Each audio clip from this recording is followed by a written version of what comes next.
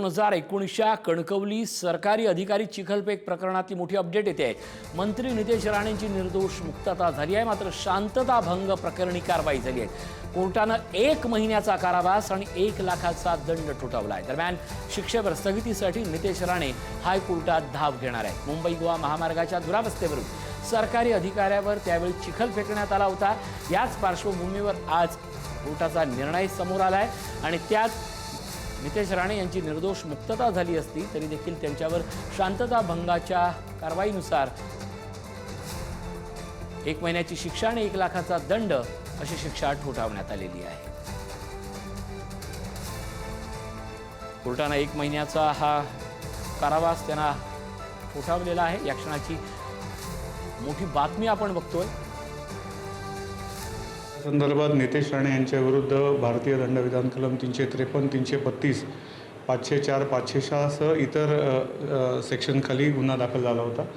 त्या संदर्भात कणकवली पोलिसांनी तपास करून त्यांच्याविरुद्ध दोषारोपपत्र दाखल केलं होतं आणि त्या संदर्भातील खटला ह्या न्यायालयात चालला आणि न्यायालयाने आज निकाल देऊन 353, 332 सह 506 आणि इतर सर्व गुन्ह्याखाली नितेश राणे आणि त्यांच्यासोबत जे इतर आरोपी होते यांची सर्वांची निर्दोष मुक्तता केलेली आहे। परंतु हे करत असताना न्यायालयाने भारतीय दंडविधान कलम 504 अन्वये नितेश राणे यांना 1 महिन्याची शिक्षा आणि 1 लाख रुपये दंड असा दंड ठोठावलेला आहे।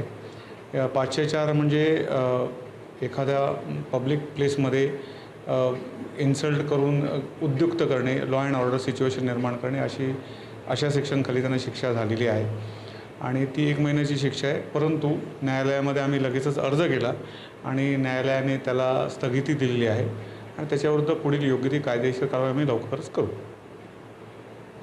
संदर्भात अधिक चर्चा करूया। प्रतिनिधी राजन चव्हाण आपल्यासोबत जोडले जात आहेत। 2019चं हे सरकारी अधिकारी चिखलफेक प्रकरण आहेत। या प्रकरणी निर्दोष मुक्तता झाली आहे, पण शांतता भंग प्रकरणी मोठी कारवाई झाली आहे। काय अपडेट? नक्कीच पाहिलं तर आपण कणकवली शहरातील तत्कालीन रस्त्यांची त्यावेळची परिस्थिती चिखलमय झाली होती आणि त्यावेळेला अभियंता प्रकाश शेडेकर यांना जाब या ठिकाणी नितेश राणे यांनी त्यांच्या कार्यकर्त्यांनी विचारला। यावेळी चिखलफेक आणि मारहाण देखील झाल्याचा शेडेकर यांनी त्यावेळेला तक्रार दिली होती। त्या प्रकरणी आता आपण पाहिलं तर नितेश राणे यांची या प्रकरणातून पूर्णपणे निर्दोष मुक्तता झाली आहे। मात्र 504 गुन्ह्याखाली नितेश राणे यांना न्यायालयाने दोषी देखील ठरवलेला आहे। जवळपास या 504 प्रकरणामध्ये आपण पाहिलं तर 1 महिन्याचा कारावास आणि 1 लाख रुपये दंड देखील सुनावण्यात आलेला आहे। तर इतर सर्व गुन्ह्यामधून नितेश राणे आणि त्यांच्या सर्व सहकाऱ्यांना निर्दोष मुक्तता करण्यात आलेली देखील माहिती आपल्याला या ठिकाणी मिळत आहे। नक्कीच धन्यवाद या सगळ्या अपडेटबद्दल।